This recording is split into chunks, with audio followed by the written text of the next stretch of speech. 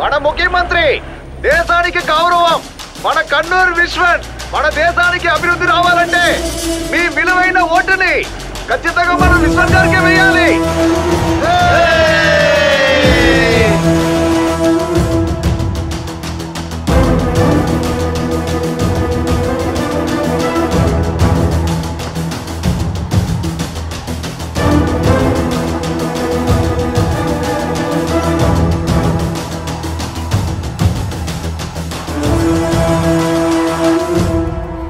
ఇక మీదట మిమ్మల్ని చూడాలంటే తిరువనంతపురతికే రావాలనుకుంటాను. మమ్మల్ని మర్చిపోరు కదా?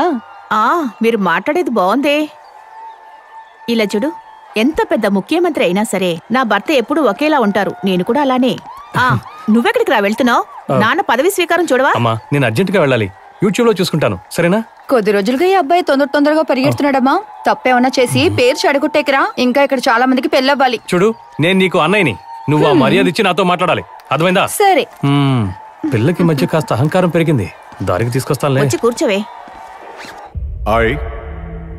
కన్నూరు విశ్వనాథన్ అనే నేను శాసనం ద్వారా నిర్మితమైన భారత రాజ్యాంగం పట్ల నిజమైన విశ్వాసం, విధేయత చూపుతానని, భారతదేశ సార్వభౌమాధికారాన్ని, సమగ్రతను కాపాడతానని, నేను కేరళ రాష్ట్ర ముఖ్యమంత్రిగా నేను నా కర్తవ్యాన్ని శ్రద్ధతో, అంతఃకరణ శుద్ధితో నిర్వర్తిస్తానని, భయంగాని పక్షపాతంగాని రాగద్వేషాలు లేకుండా రాజ్యాంగాన్ని, శాసనాలను అనుసరించి మన ప్రజలందరికీ న్యాయం చేకూరుస్తానని ఆ దైవ సాక్షిగా సగర్వంగా ప్రమాణం చేస్తున్నాను.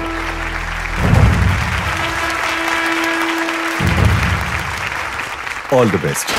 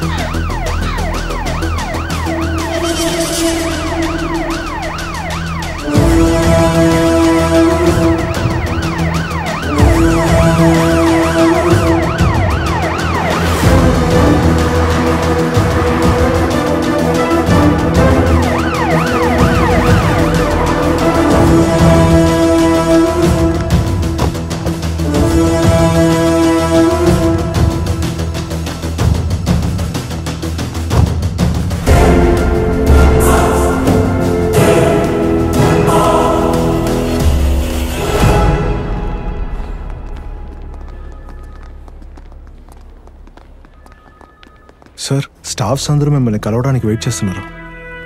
నమస్కారం సార్. పుష్పగుచ్చాలు అందుకునే సమయం ఇంకా ఉందమ్మా. ముందుగా నన్ను ఇక్కడికి పంపించిన ప్రజలందరికీ వారికంటూ చేయాల్సిన పనులన్నీ ఉంటాయి కదా, అవన్నీ చేసిన తర్వాత వస్తాను. అలాగే సార్.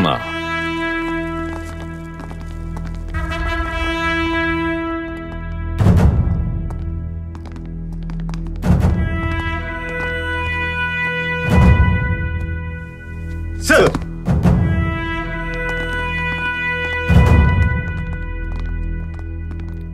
సార్ ఇంకా చాలా మంది వచ్చారు. ఇవాళ ఎంతమందిని కలవబోతున్నారు చెప్తాను. పార్టీ కొత్త ఆఫీస్ తెరవాలని ఇన్వైట్ చేయడానికి కొంతమంది వచ్చారు.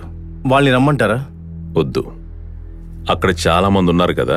ఉన్నవారిలో ఎవరైతే కష్టాలు ఎక్కువగా అనిపిస్తున్నారో వారిని చూసి అటువంటి వారిని లోపలికి పంపించండి. మాతృమూర్తులు, వయోవృద్ధులు, ఇది ఇప్పుడు మాత్రమే కాదు, ఎల్లప్పుడూ. అర్థమైంది కదా?